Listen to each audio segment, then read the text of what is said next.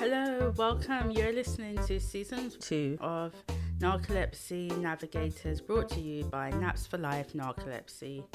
Narcolepsy Navigators is a podcast for raising awareness of this fascinating illness through a deep dive into the lives and individuals living with narcolepsy and idiopathic hypersomnia. I am Hayley Boga, the founder of Naps for Life Narcolepsy, and welcome to our stories. Hi everyone, welcome to Narcolepsy Navigators. I'm Hayley, your host. I have narcolepsy type 1, and today I'm here with Hayley. She is residing in the United States and she has IH. Hi Hayley, how are you? Hi Curly, I'm doing well. How are you? I'm okay. I just had a nap, so I'm ready and I'm refreshed for the podcast. So how was your day? It's actually been a pretty slow day for me. I had a busy day yesterday, so that tends to affect me the next few days. So what made it so busy yesterday? Yesterday, I took my dog to the vet for his annual vaccinations, and we were just in a small room for a long period of time. No movement at all, so that made me very sleepy. I also am trying a new medication, trying Sunosi in the morning, and it was my first time, did not do anything. So I was struggling from that. And then I had work orientation for about 2 hours. So kind of a more busy day for me. I see, yeah. Yesterday I was supposed to go to college, but then the teacher said I didn't have to come in. I'm studying hairdressing. Because I did the units already, I didn't have to go in, which was nice. So then I had to lie in. Yeah. So that was lovely. And then today is my day off from college. So then I'm supposed to be doing work and other things, but I got an extra lie-in, which was nice. So yeah. Good. So I didn't accomplish as many things as I wanted today. I did do a lot of admin work, but I wanted to accomplish more things. But you know, it is what it is. It happens. So Hayley, please tell us your name, your age, if you feel comfortable, what state you're residing in, and what do you do for a living? Sure. My name is Hayley Wall. I am currently living over in West Texas, but originally born and raised, living the last 24 years, I was over in the New England area. I just turned 25, and I am an occupational therapist and just actually received my first job position as an OT for pediatric home health. So that's all about me. Oh, that's nice. So when you say pediatric home health, it means you'll be going to people's houses? Yes. Ah. It's something that I felt was more conducive to my IH because in hospital settings are definitely not my scene. They're very fast paced, very long shifts. And that's just not something I can handle. But I was thinking maybe an outpatient clinic, but there were limited options. But I did do home health in my field work during graduate school. And I liked it a lot because it does kind of allow you to, after a session, you can kind of just take a second for yourself in your car and not have to, answer a bunch of questions from other people who may be in the office if you're working in the office. So it's also a very more flexible schedule than in a clinic or office.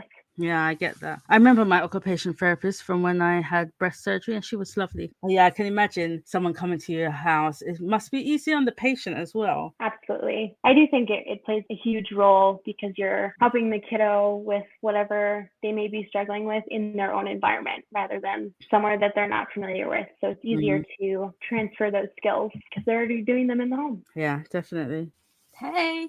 Hi, Liz. I'm so sorry I'm late. Traveled home today and then I was completely out of routine and just forgot what day and time it was. Don't worry, we just did the introduction and Hayley was just saying who she is and what she did for work. Amazing. Well, don't let me interrupt too much. But yeah, I'm Liz, the co-host, so nice to meet you. Nice to meet you as well. Yeah, Liz, how was your week? Ooh, my week was... God, what have I even done this week? It was all right, actually. So I have today off, which was really nice because I'm going away with my family this weekend, which I am looking forward to. But it's one of those things where I've got a long weekend with my family, including my brother, his wife, my nephew, who's nearly 4. And you just know when there's a child in the mix, it's not going to be the most relaxing weekend ever, which is quite hard for someone with narcolepsy because you kind of need to relax in your spare time as much as possible. school, and it's going to be probably quite early mornings and lots of activities and not so much chill time. So yeah, feeling a mixture of things, excited, but also a little bit apprehensive about the lack of chill time ahead of me. And then I've got a full week next week. But, you know, these are the things we have to manage every day. So I'm sure it'll be fine. They know me well, obviously. So if I fall asleep when I'm meant to be doing something, they'll forgive me and hopefully wrap me up in a blanket and leave me alone for a bit. That's good. At least you're going with people that will understand. Yes, definitely. I mean, my nephew might not. He might poke me and be like, why is Auntie Lizzie sleeping? I'll be like, just give me 10 minutes and I'll be back to normal again. Yeah, that's true. He probably won't understand because he's too young. Yeah, what age can you start telling people about narcolepsy? I mean... No, you can start telling them at 4. Yeah, maybe. Age-appropriate way, just Auntie Lizzie gets very sleepy. There's a video on YouTube, a really good one, about a little bear that has narcolepsy. Very, very appropriate for kids. Yeah. That's good to know. Yeah, it's a really nice little cartoon, and it says stuff like, say the bear was called Liz. Oh, Lizzie is at school, and sometimes she feels tired, and sometimes Lizzie gets cranky, but it's not because she doesn't want to play with you, it's because, she has narcolepsy.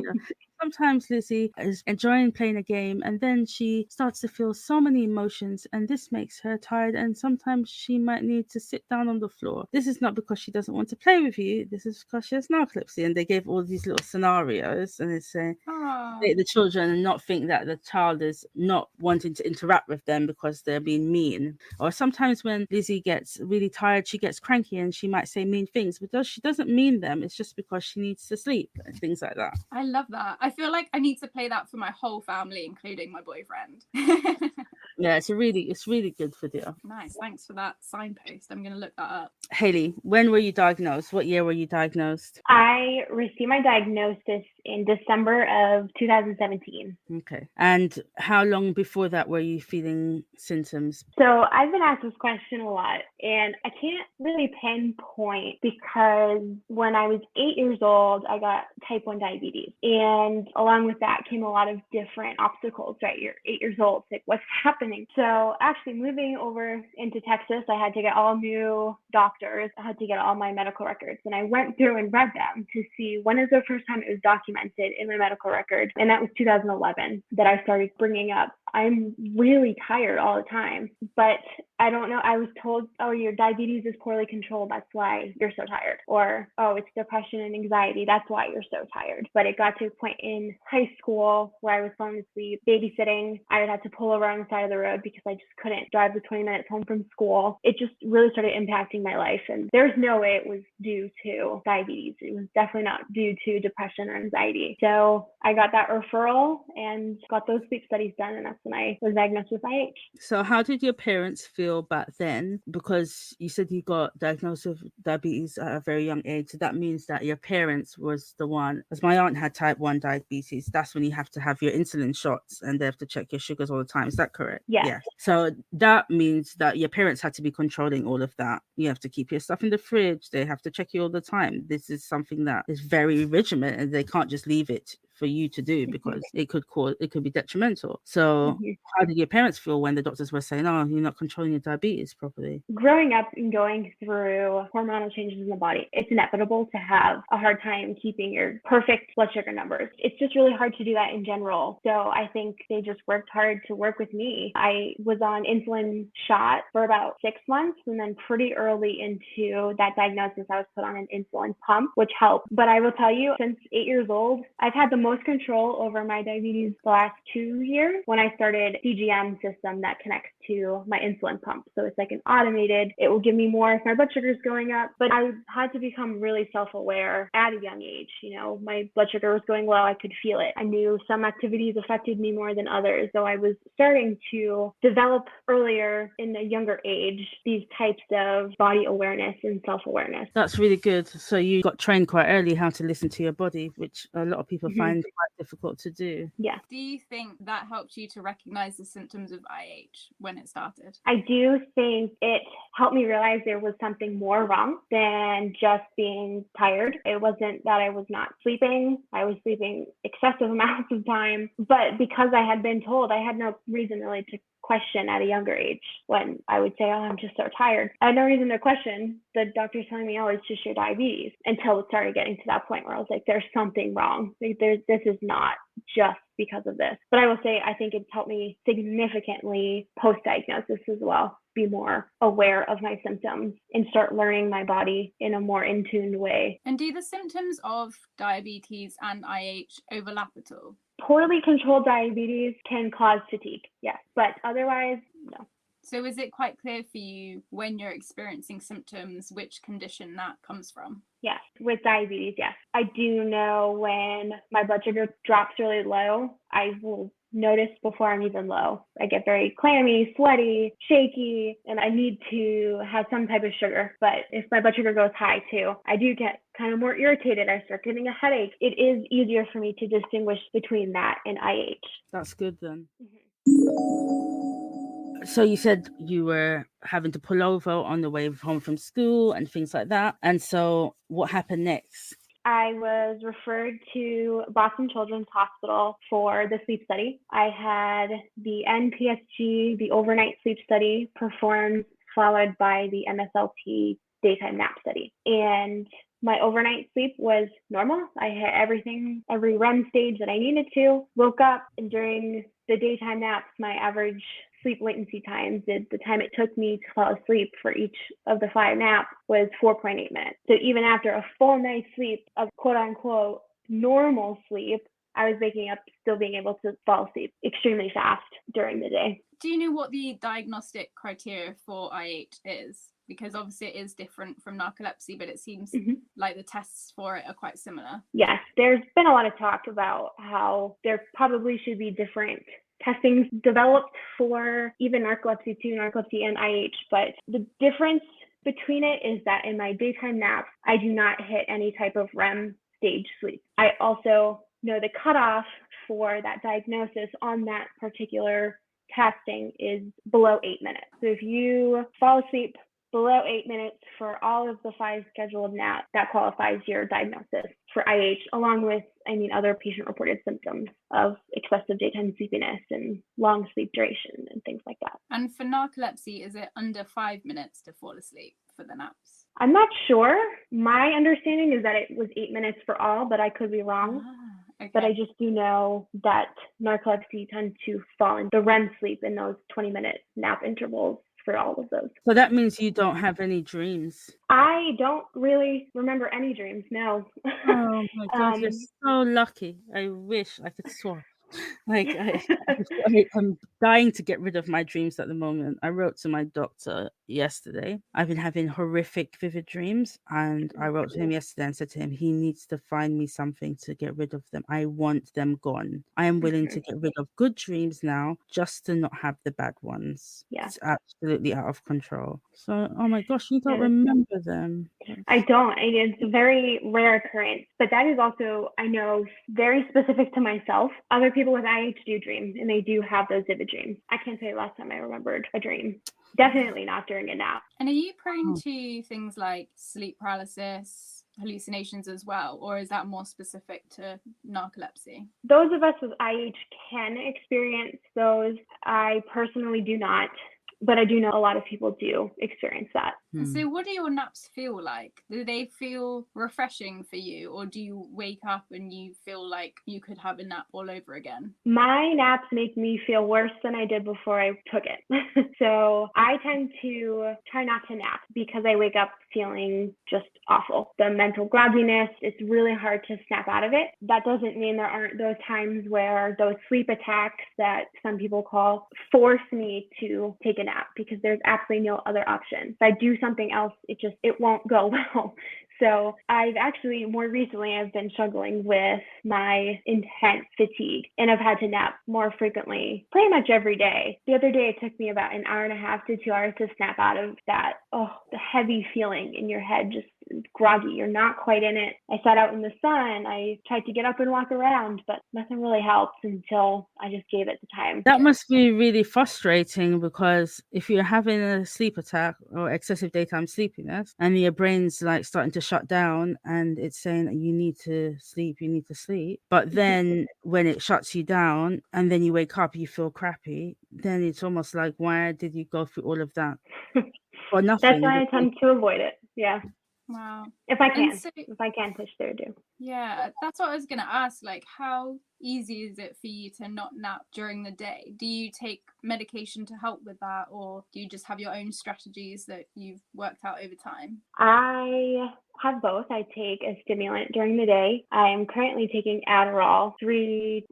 I'm messing around with Sunosi right now, but I had been taking Adderall 3 times a day. I can take it some days and fall asleep. 20 milligrams of Adderall, fall asleep 10 minutes after taking it and be out for longer than an hour. So some days that is not enough.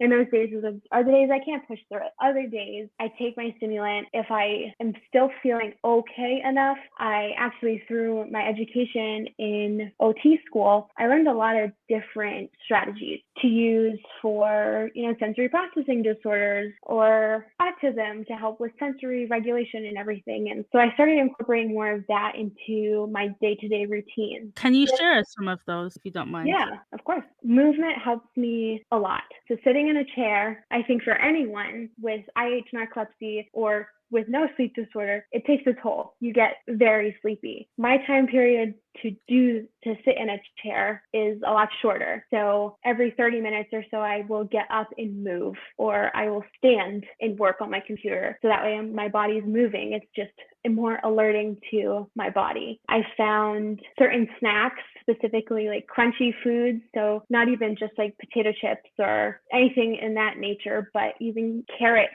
bell peppers, anything that's crunchy. It's another input, helps me regain, or not fully, but enough so that I can keep going. I love seltzer water, the fizziness. I always have at least normal water with me. I can throw back some water and hopefully help myself. I notice the temperature in the room significantly affects how I'm feeling. So I tend to try to keep my environment cooler, because warm makes me extremely sleepy. And then I just kind of implement different strategies like pacing, breaking tasks into smaller tasks, like a bigger one into something smaller. And you don't necessarily have to do that entire big task in one sitting. If it's going to help you to break it up and then get it done eventually at the end, then that's something I found to be more successful for me. So those are some of the things that I've used to help me. But I mean, there are going to be days where none of that works. So I just do my best. I think I've realized recently how important the movement one is, because I've just transitioned into a job where there's quite a lot of sitting. I should say as well, I'm an SLT, a speech and language therapist. So we come from similar worlds, I think. Yeah. And yeah, I definitely need to get up and move every half an hour. And it's not necessarily because I'll get like fully sleepy, but I just feel like that brain fogginess start to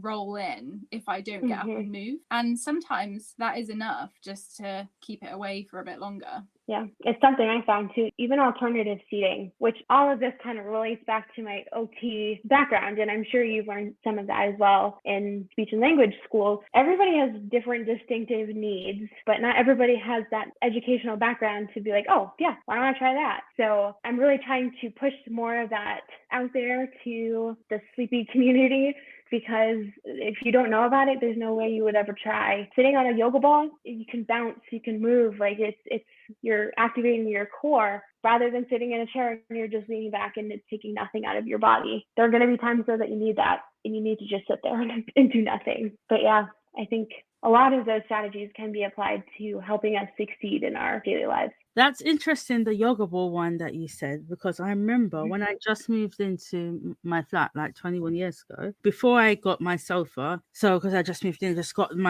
I just got my furnitures like bit by bit by bit. So my first thing I had was my bed, obviously the stove, the fridge, and the washing machine. And I had my little television that I had from when I was living at home, but I didn't have a sofa, but I had my ball, and I just used to sit on the ball and watch TV. And I remember this because at the time it was Prison Break had just come out.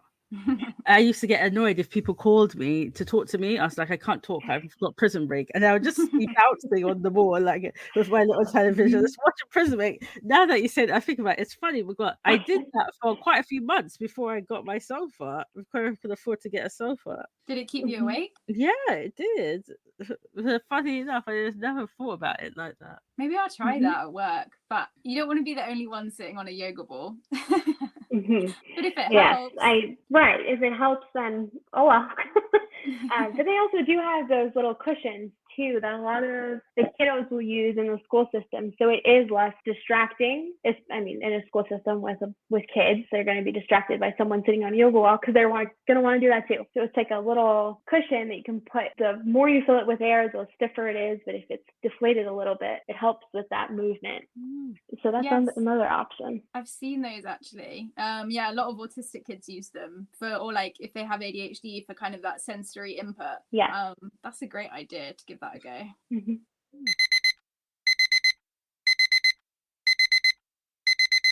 Can you tell us more about your job? Or, you might have already covered this, but if not, it's great to hear a bit more about it and whether, how IH impacts your career as well. Yeah, I actually have not officially worked as an OT yet. I just got my first job. I will be working in pediatric home health. So applying a lot of what I just talked about to the kiddos that I'll be working with. But I did get my certification last August. So it's been a while. I went through a cross-country move. Thank you. It was huge accomplishment. I did a cross-country move and just wanted to get settled first. But I've been doing a lot of work with the Hypersomnia Foundation on collaborating with videos and doing social media content to raise more awareness for IH and kind of share some of the tips that, again, as I've been talking about today, with people in the IH community and even narcolepsy, because they are similar in what we experience. I've been doing a lot of research on OT with sleep disorders. Doesn't really exist right now, but I would love for it to. Anything to help with like health management even, or sometimes even basic activities of daily living are extremely difficult to perform. Working, education, it seems almost unreachable because of the limiting factors of these sleep disorders. But again, a lot of people don't have these strategies in their back pocket or have the knowledge of them. So I'm trying to push that out there. We'd love for an OT subfield in sleep disorders and even chronic illness in general, because I think that's a really underrepresented area. That's so interesting. And can you tell us a bit about how you navigated job interviews or whether you have requested reasonable adjustments for IH? I had accommodations throughout school. Throughout interviews, I was nervous at first. I actually went back to some of my previous professors in my OT program and said, how would you approach this in an interview with how do I disclose that I have a sleep disorder that isn't impacting my capability to be a great therapist? And it's never put anybody in any harm or safety concerns. It's more for myself. I don't want to burn out. I don't want to overexert myself to a point where I can't be an OT anymore because I love this profession. And I asked more than just my professors too. I got a lot of varying opinions, wait until after you get the job offer. Wait, don't tell them. They don't need to know. But, to me, that it goes against who I am. I've never been someone to withhold information. I'm not embarrassed about it. I can't control it. And there will likely be a point in time where I will need some type of accommodation or just more flexibility. So I've always presented that in my interviews and said, I do have a sleep disorder. I have a strong passion for sleep-related issues. When I work with kiddos, I would love to see something if that's at all available. And I do think it helps me relate to a lot more kiddos on a deeper level because I have experienced what it's like to feel those feelings, oh, I'm not normal. I'm not like the rest of them. Something's wrong with me. So I do, in one way, feel like it's a really strong attribute to myself. I can say, I do have this ability to connect on a deeper level. But at points, I know I will need some type of flexibility because I need that for myself. Nobody gave me a hard time for it. That's good. But I'm also in the OT profession. We tend to have a really understanding, empathetic population of people who are OTs and speech and physical therapists, because we're helping people who have disabilities. We understand what it's like. You go outside of that, well, it's not great. So, I mean, I think spreading as much awareness as possible to make it more understandable to other people and other professions is extremely needed. But I did accept this job in home health because I basically create my own schedule and it's very flexible. I don't have to have 30 patients a week. I could have one if I wanted to. I could have 5, 10, 15. It's really dependent on my needs. And then they ask me where I want to serve, what zip codes I want to be in to be presented with kiddos, and I can accept or deny them. So that to me was huge, going into it, especially kind of already going into it, struggling with more fatigue than I had in the past, which I'm excited for it. Amazing. I'm excited for you too. That's so good. And I like that you get to choose your zip codes, because that means that you could, obviously choose a zip code closer to your resident, so you don't have to burn out driving hours and hours to and from one place. Yeah, so it can be as far as a 20-minute drive, and that's it. Everything else could be closer, could be within that 20 minutes. So I'm really happy that they had that as part of their program in their company. I also love what you said about how having IH or a chronic condition is an attribute, because I think it's as hard as it is to have a chronic condition, it really does give you that extra layer of understanding for the caseload or the clients that you work with, because those are people that also have disabilities, or they're neurodivergent, or they're different from the norm. And having that extra understanding, even though it might not be the same condition or same brain differences, it does help to put yourself in their shoes a little bit more and just think, yeah, I know how hard it is to be different from the average person. Absolutely. And can you tell us a bit about your experience of university and any reasonable adjustments you had, any challenges that came up for you? For my lectures, I went through a 2-year accelerated program. So it went all through fall, spring, summer. It went all through. In my lecture courses, I had accommodations for being able to, even if I didn't need the accommodation, I still put it in writing just to help cover myself in the case I did need it and I couldn't have it. I could always have snacks and water. I could stand at the back of the classroom and use a standing desk. I could get up and walk out of the class, no questions asked, if I really needed to, which I did have to many times to just help move.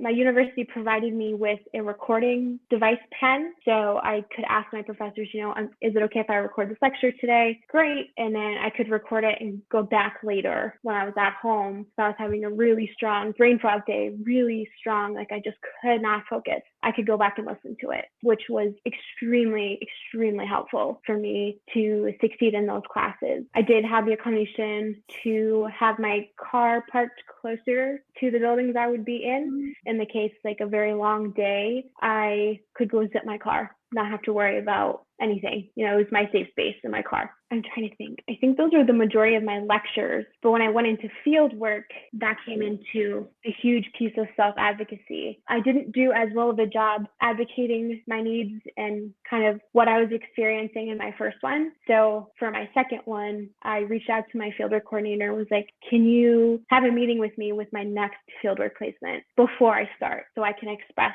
kind of what it is that I have, how it affects me, and what kind of things might show up in that time period. And I did, and that significantly helped. She was a wonderful fieldwork educator and was always asking questions and started picking up on things that I was doing. She's like, do you know that you're doing that? I'm like, no, I didn't. But it's all things that were helping me stay alert, stay focused, turn my brain off if I had to turn my brain off for a couple minutes in between houses that we were going to. But yeah, off the top of my head, those are the biggest things that helped me throughout schooling. Wow. So there's some really great ideas in there. Yeah, there's. I like the car one because I never thought of that. Putting the car closer to so then you don't have to do that long walk towards the car, and then having the car as the safe space. Yeah, I like that. And were any of those suggested by the uni, or did you come up with all of those ideas and they accepted them? I didn't even come up with them. My sleep doctor did, because I didn't know. Grad school was so much different than undergrad. It was way more intense, way more fast paced. I didn't know what I needed at that point. I was like, I just need something because this is a lot. So she had provided me with a list of accommodations that other students have used in the past. We talked about which ones that I thought I might need. I wanted them on there or not. And then I brought that to the university and they approved them. Amazing. So you had a good doctor. That's nice. Yes. And do you But she was through the children's hospital, so I aged out of there, and that was a sad transition. But more recently, with my move to Texas, I just had another sleep doctor appointment, and she was fantastic as well. So I've been lucky with doctors in my journey through IH, but I do know that's not the case for all, unfortunately. Do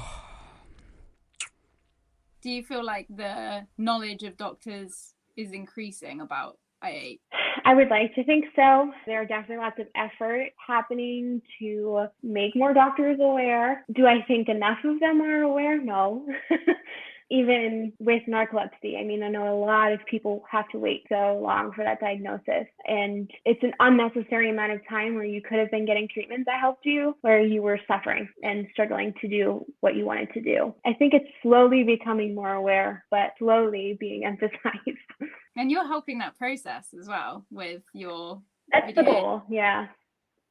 Can you tell us more about how you got into that and the kind of content that you create? Yeah. When I passed my certification exam, because before that, my brain was like, just get to that exam, right? I'd always had in the back of my head, wonder if OT is in sleep disorders. I wonder what role we could play with people with sleep disorders, because I'm using all these things and they're helping. So after my exam, I dove into researching what is out there. Well, as I said a little bit earlier, nothing, not very much. There's a lot on insomnia and sleep apnea, but there's not a lot on hypersomnia for excessive daytime sleepiness, both being narcolepsy and IH. So I just kept digging. What's even out there? What resources are out there for idiopathic hypersomnia that I could potentially start contributing to? I found the Hypersomnia Foundation and reached out to them. I sent them an email and just said, hi, my name is Hayley. I just graduated with my master's in OT. I have IH. I would love to talk more about how I can get involved.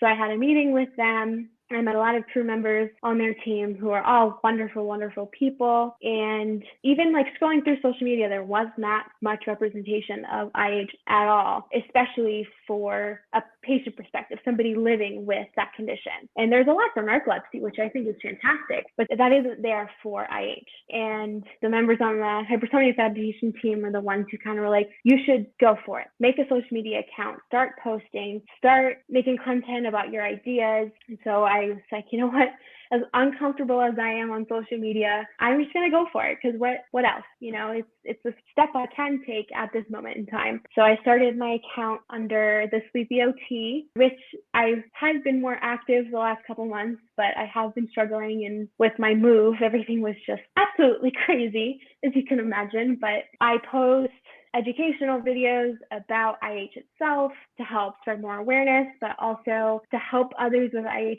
kind of feel validated in their journey, because I'm sure you both can relate to when you're first diagnosed, it is so scary and can feel extremely isolating. Like, I'm the only person that has this. I'm the only person going through the struggles right now. And as hard as it is to have someone else have those same struggles, because you wouldn't wish that upon anyone, it's also validating to know you're not alone. Mm-hmm. And so that's kind of been a lot of what I've been sharing of, you know, these are the symptoms. This is how it's affecting my life. I'm sharing some of my story and how IH is affecting me more so now. I've shared some things about my OT strategies that I've tried that have helped me with the movement and the snack box and those types of things. But I do plan to continue growing that into more tips and strategies and just really pushing out more awareness for these disorders that are very not well known about. Amazing. Yeah, I'm so glad you're doing that. It's true, there isn't a lot of representation for IH, which is sad. And I call it IH the sister to narcolepsy. So, you know, it's sad if your sister is not getting a lot of recognition and you are. So I think it's like so important to keep pushing and getting that information out there so people with IH can see, yes, there's another one. Oh, there's another one. Yeah. So they don't feel as alone. Yeah. Yeah. And I will say too, it has been amazing for me to see the types of responses from even what I've been posting. And I can think to myself, oh, this isn't really going to help anyone. But those are the videos that I get the most responses to. And I've had people reach out and say, thank you for posting this. Thank you for being vulnerable. Like I felt so alone. I'm just starting my journey with IH, and like kind of seeing your perspective and view and twist on things has been really helpful. And I have never met someone personally in real life with IH or narcolepsy. So everybody around me, I feel, doesn't truly understand the full extent of what it is we experience, which is okay. I don't think anyone can ever completely comprehend what it is that we feel and experience every day, but it's on a whole another level when you start connecting with a community of people that get it, that don't have the same exact life and experiences and everything, but they share a lot of similar symptoms and reactions and all these things. So it's been a huge thing for me to be able to feel that from them too. Community is key. Yeah, definitely. Yeah. Do you have any tips for people who might want to put themselves out there, start advocating a bit more on social media, but feel uncomfortable doing it or a bit nervous about it? Yes, just do it.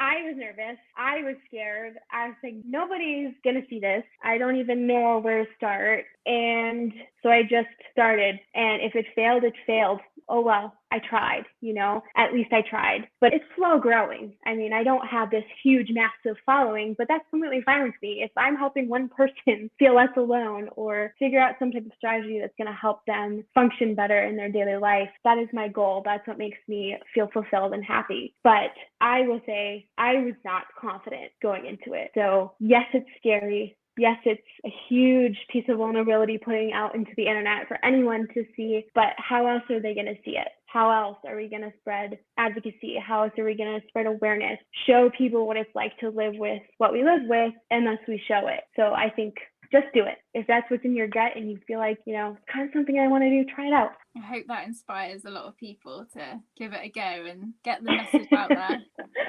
It's a lot easier said than done. Trust, I get it. I get it. Even I keep promising Carolee that I'm going to make some videos or do something on TikTok to spread awareness of our podcast, and then I keep chickening out. So I think I should take a leaf out of your book.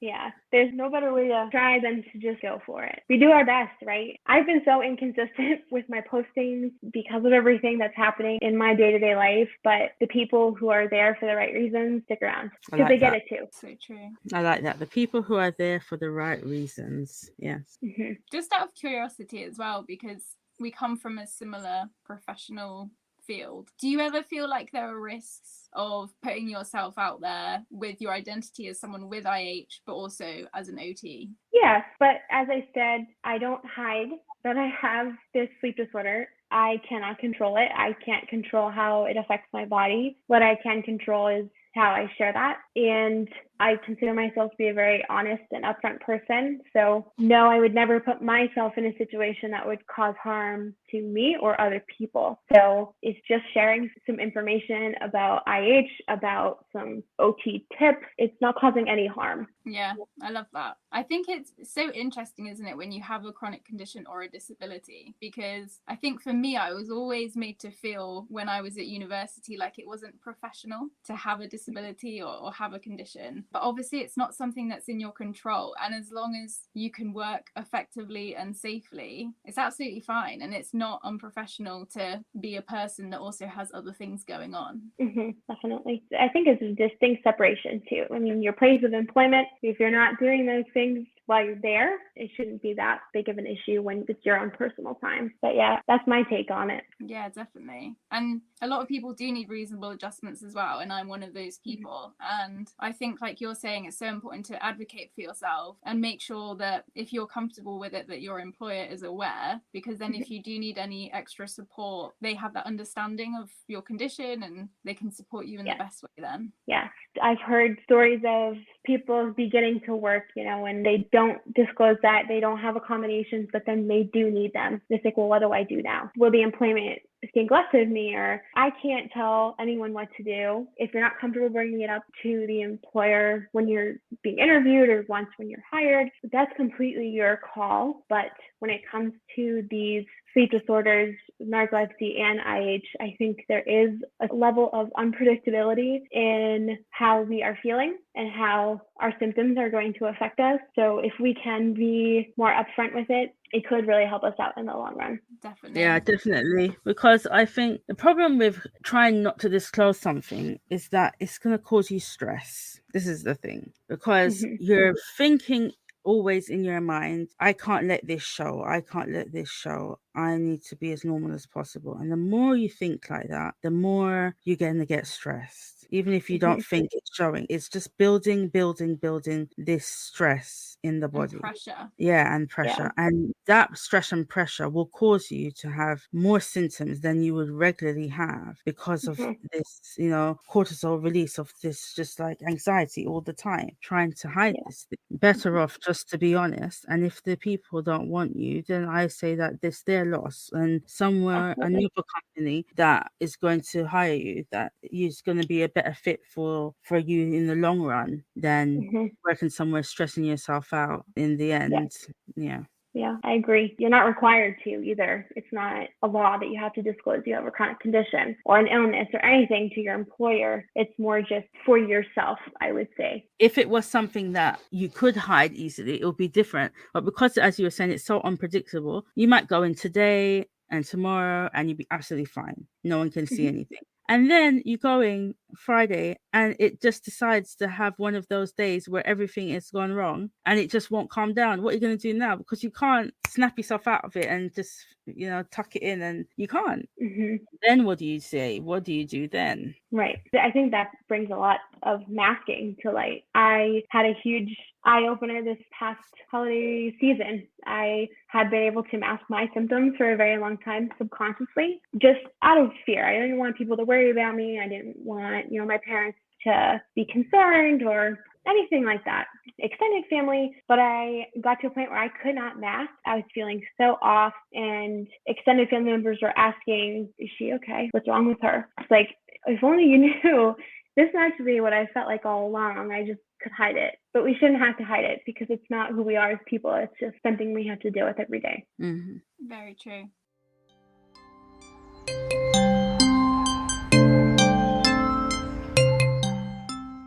And I think something that's so important to remember as well is that even though it's not in the law that you have to tell your employer about your disability, it is in the law for them to make reasonable adjustments for you if you do. And that legislation is so important for us because it means that if there's something they can do to make it easier, to make us more effective in our job, to make us productive and not unequal to others, then they have to put those adjustments in place.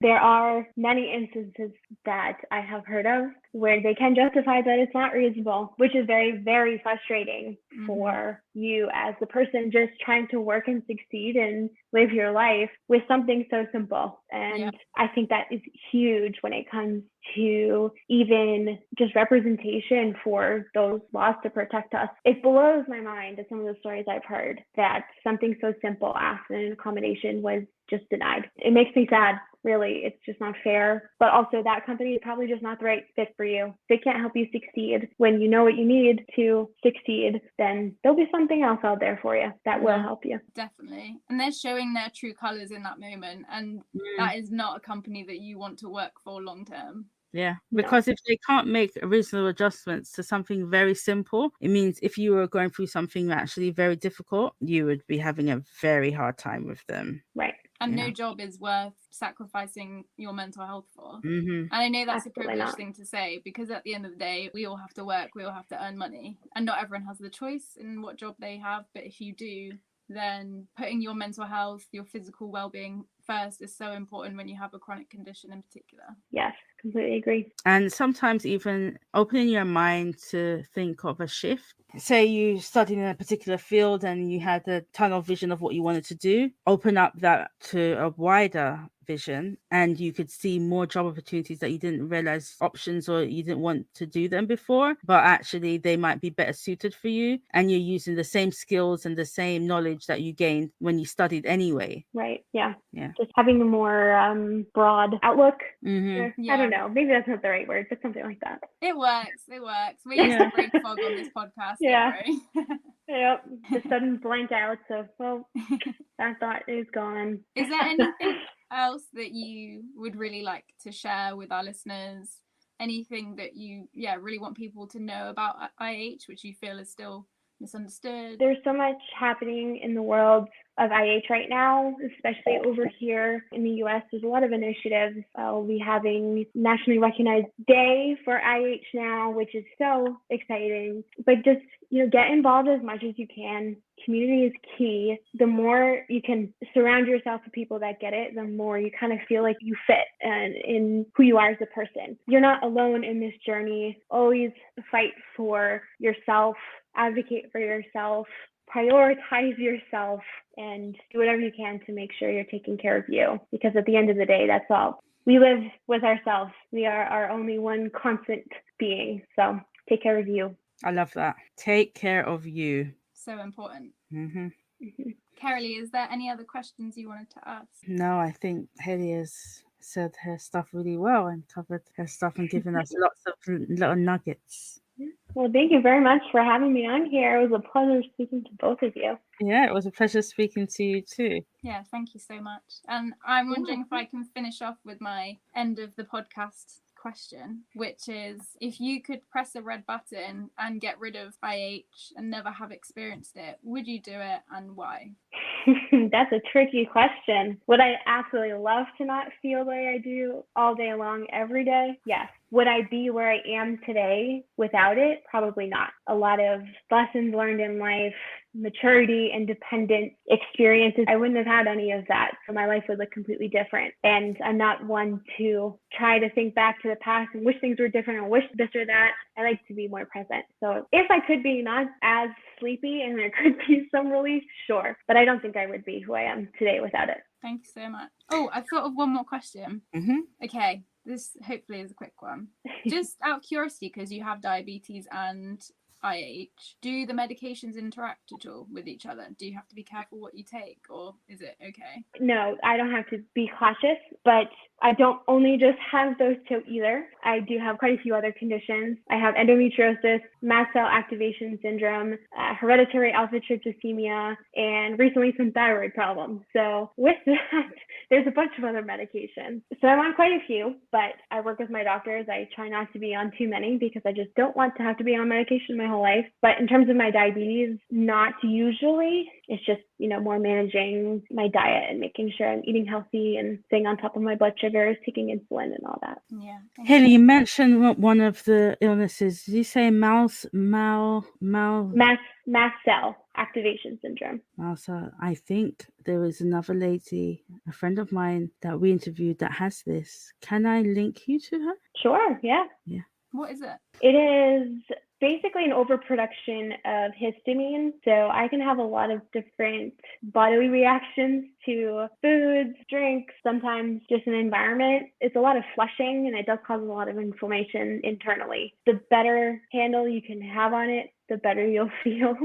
But then again, sometimes that's very unpredictable, and something I can eat every single day that doesn't make me have a very extreme reaction could make me have a reaction. So that has been a little difficult because it does play into my fatigue levels. It intensifies them quite a bit on top of the IH symptoms. So I try my best to really do what I know works well and adjust if that changes or if something comes up. Wow, that's a lot to manage. Yeah, it is. And you have a good doctor that's dealing with that one? Yes. And well, I had a fantastic doctor before I moved. I am still trying to get one here. So I do take antihistamines every day to help with those reactions, keep them either to a lesser degree or at bay. But moving comes with a lot of challenges, including finding an entire new medical team. So I am trying my best to keep it at least maintained for now. Yeah. I always find it interesting when I find someone who has a sleeping disorder like narcolepsy or IH, and then they have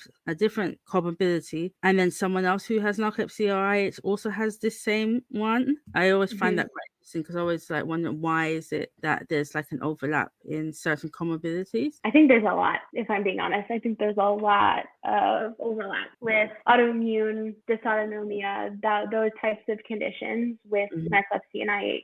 I've heard a connection of Ehlers-Danlos syndrome with narcolepsy, specifically POTS. POTS being one that seems to be is quite very, yes. So there's got to be some type of connection. It's just not really determined scientifically yet. Yes. So you hear that, doctors? Time to do research. Would like to know what's happening. Yes, please. Yeah. We're happy to participate, and help you. Just, give us a call. We want to. All right, guys. We usually end with happy napping, which is so interesting because I said to Hayley, "Oh, I'm going to take a nap." And then she said happy napping. And then I was going to tell her, I can't believe it. I'm in shock. And then I was going to tell her. And I thought, I tell her later. I just needed to take the nap. You must be psychic, Hayley. Yeah. I must be. Got a catchphrase. Well, happy napping. Yeah. Happy napping, everyone. Happy napping, everyone. Views and opinions in these stories may not work for everyone. If anything you have heard is relatable, please see a doctor for advice. Thank you for spending time here with us at Narcolepsy Navigators. I hope you learned something new. Please share the podcast with others. You can find us on all platforms. See you next time when we delve into another person's story.